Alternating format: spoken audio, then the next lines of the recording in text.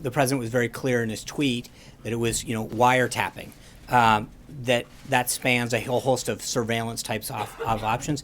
The House and the Senate intelligence committees will now look into that and provide a report back. But I think that there has been numerous reports from a variety of outlets over the last couple months that seem to indicate that there has been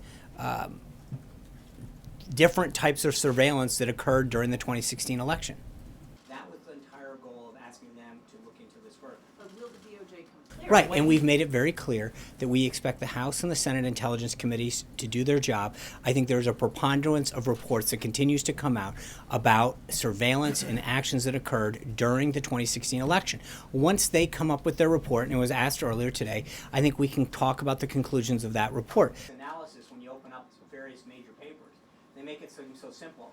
So will the DOJ comply with this deadline today? I understand. My understanding is that they will, but again, I would ask them what their intention is, and I believe there are certain things that they can and can't do in terms of classification and stuff. But I would leave it up to the Department of Justice to answer for the Department of Justice. Earlier today, I think we can talk about the conclusions of that report. But at this time, this is a standard operating procedure for a new administration around this time to ask for the resignation of all the U.S. attorneys. We had most of them, or a good chunk of them, had already submitted their resignation letter.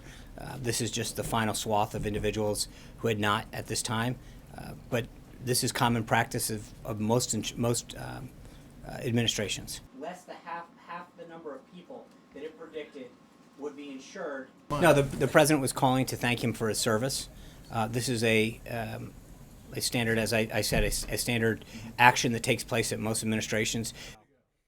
Good afternoon, everyone. I hope you all had a great weekend. The president's intention right now is to donate his salary at the end of the year, and he has kindly asked that you all help determine where that goes. The way that we can avoid scrutiny is to let the press corps determine where it should go. He will. In all seriousness, I think his view is he made a pledge to the American people. He wants to donate it to charity, and he'd love your help to determine where it should go. With partners in the region as we look to contain North Korea's military threat. The system is failing on its own. It makes it seem like it's all rainbows and puppies. At the end of the day, if you have a card and you're getting a subsidy but you're not getting care, you have nothing.